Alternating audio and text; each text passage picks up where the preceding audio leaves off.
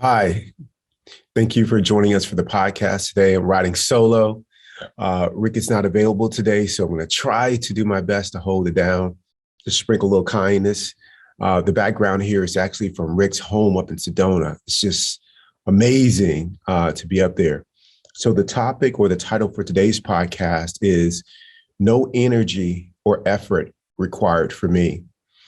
And what made me think of this podcast was really reflecting on Keith 1.0 and the way that I used to show up into the workplace or into friendships and relationships that I required a lot of energy to be around. And what I mean by that is that I wasn't a contribution to the space. There was something that was necessary, that was required of other people to be with me, unless they had a practice to where they could be peaceful with whoever showed up. And so when I would come into a space as Keith 1.0, I needed things to be a certain way because what was happening for me, as I mentioned before, is that my ego, or whatever you want to call it, was always scanning the environment, looking at people, looking at situations for what was missing and what was wrong. Immediately, I would talk about what I liked or didn't like. The lighting is wrong, or I can't believe this, or there's no place to sit, or I want to sit closer to the window, or whatever the case may be. I had all these preferences that were in the way of me really being present and enjoying the space. I think about all the accommodations that people would have to probably consider that I was unaware of. So when I first started this little wellness company, ToBeRe, I went out of my way to really make sure that that the right people were matched up in groups.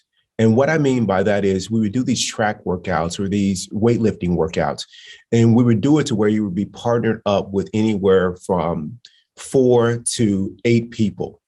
And we would have, like, let's say anywhere from 4 to 10 groups of 8, depending on how big the workout was.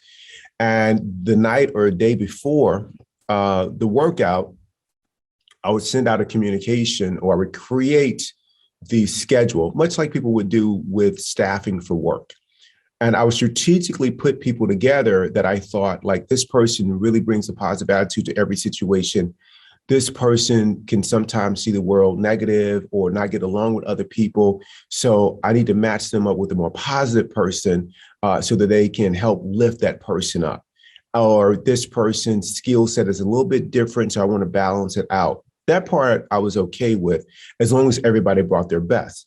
But to accommodate for different personalities and who's negative, who's positive, I had to consider, like, if this person his name is called last, are they going to have a problem because it's going to make them think back when they were in school as a kid and they were always picked last for the team, or last to be selected for something that was going to be an issue for them.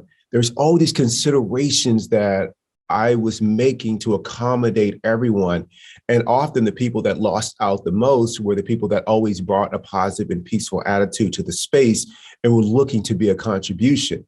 So I thought to myself, like, if I was doing this for other people, if I was doing this for people, I wonder how many people had to make those accommodations for me, that they know that Keith was very opinionated, that he had this thing that where he was always right, that he could be judgmental, and that he complained a lot, right?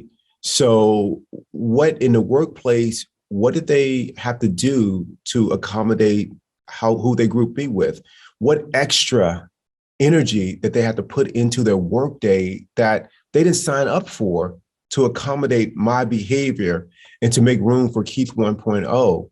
And so to anybody who's worked with me in the past as Keith 1.0, I want to apologize to you for requiring you to take on that additional burden. And my commitment moving forward is not to be that kind of person that shows up in any space, whether it's work, whether it is in my friendships, on vacation, because I would ruin a vacation because it's extra consideration that had to be, accounted for to make sure that everybody had a good time and I had a good time. Why would you make room for the troublemaker to have a good time? But that was the kind of attitude and behavior that I brought in. So I just want to apologize for everybody that had to take that on. I mean, if you're a parent with one kid who can be difficult and their automatic response to everything is no, I don't want to do it, then you know what I'm talking about. And so as a parent, those are some things that obviously that you want to help train out of the child.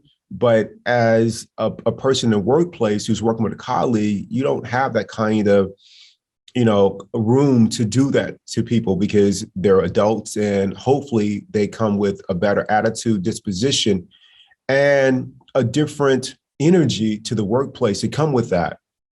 But I certainly didn't. So again, I want to apologize for all those people that had to put up with my behavior, my energy, and my attitude.